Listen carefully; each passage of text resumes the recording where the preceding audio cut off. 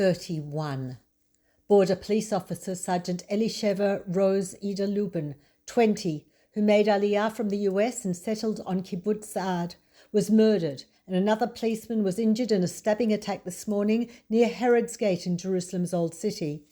The Palestinian assailant, a 16-year-old resident of East Jerusalem's Issawiyah neighborhood, was shot dead by border police officers at the scene.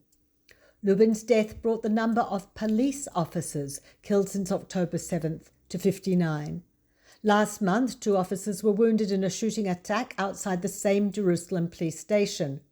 Last week, a police officer was seriously injured in a stabbing attack at a petrol station close by.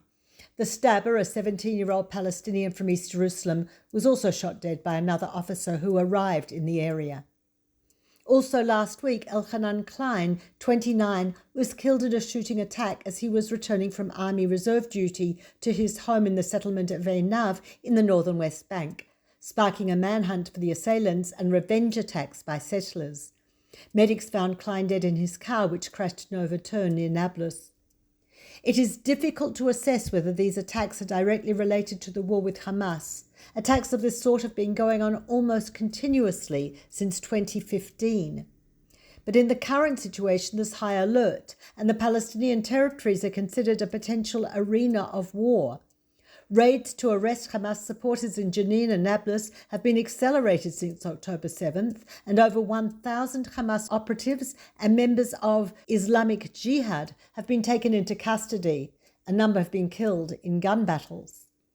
Officers of the elite Yamam counter-terrorism police unit entered the West Bank city of Tulkarem today and killed 4 members of a cell that was planning to carry out major terrorist attacks on behalf of Hamas.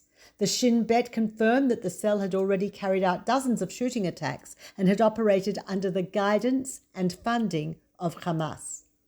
Security forces today arrested 23 people in East Jerusalem for violence of protests and for posts on social media backing violence and terror.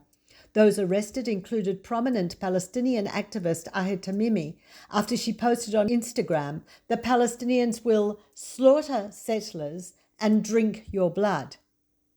Yesterday, Palestinian Authority President Mahmoud Abbas met with US Secretary of State Antony Blinken and reiterated that the Palestinian Liberation Organization, which runs the PA, is the sole legitimate representative of the Palestinian people.